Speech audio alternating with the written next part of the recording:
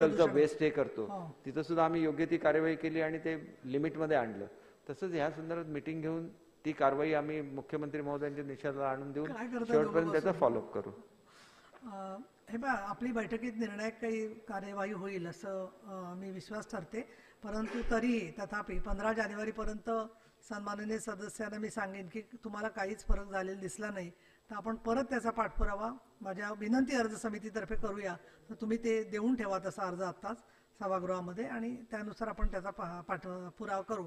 आता माझ्याकडे 2 पत्र आलेली आहेत. त्यातलं एक आपल्या सन्माननीय सदस्य या सभागृहाचे गोपीचंद पडळकर यांच्या दिलेल्या 97च्या संदर्भातलं आहे आणि त्यात सन्माननीय उपमुख्यमंत्र्यांनी कळवले की आत्ता सकाळी ते येऊ शकत नाहीयेत.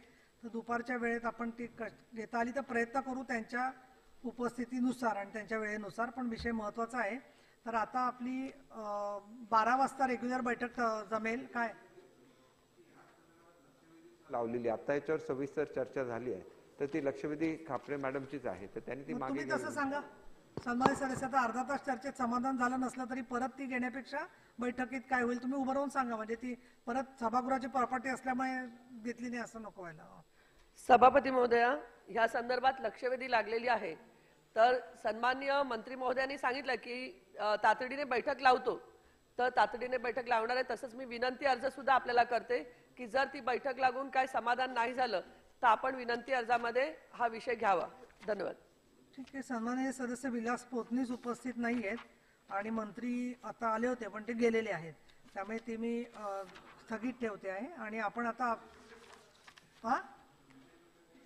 असं मध्येच घेता येत नाही काही. पण आपल्या विशेष बैठकीतलं जे कामकाज आपण दाखवलेलं असतं ना मिटकरी तेच घ्यायचं असतं. ते सोडून मनाने आपण करू शकत नाही काही पण. आपण नियमांच्या मध्ये बांधील आहोत.